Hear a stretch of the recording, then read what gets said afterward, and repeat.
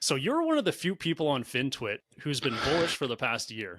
And hats off to you for really sticking to your guns and not getting caught up in the recession narrative that's been going on for quite some time.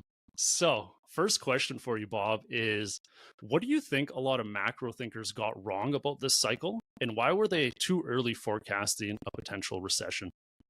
Yeah, I think for a lot of people, this is the first real true macroeconomic cycle that they've ever experienced. And so I think the baseline is that, typically it takes years for a macro cycle to play out. And so as an example, if you go back to the 2000 cycle, stocks peaked in early 2000 and the economy essentially bottomed in 2003 and later in 2003. Okay, that's a 3-year experience, let's say.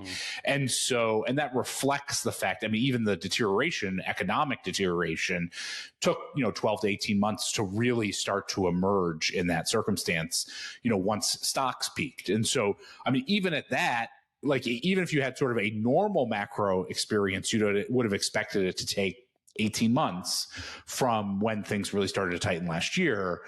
And, we're not that far off of that. I think the combination of that plus the fact that, the U.S. economy in many ways after 2008 was reorganized to meaningfully reduce its sensitivity on highly levered entities and on short-term interest rate movements. And so, everyone basically termed out their debt at low rates on a fixed basis, whether it's households with mortgages through refinancing or whether it was businesses just by issuing long-term debt and in exchange for their short-term floating rate obligations.